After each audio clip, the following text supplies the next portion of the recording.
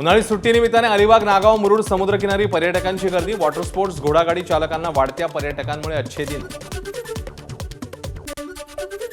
सोलापूरमध्ये शनिदेवाची उष्णतेपासून रक्षा करण्यासाठी भक्तांनी लावले जम्बो कूलर.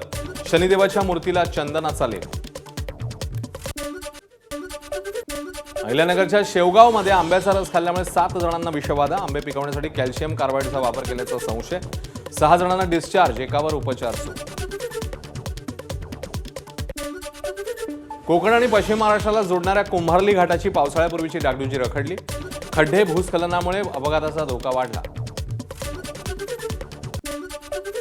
आईवडिलांना त्रास देऊन घराबाहेर काढणाऱ्या मुलाला 15 दिवसात घर रिकामा करण्याचे जिल्हाधिकाऱ्यांचे आदेश. गोंदिया शहरातल्या गौतम नगर भागातली घटना.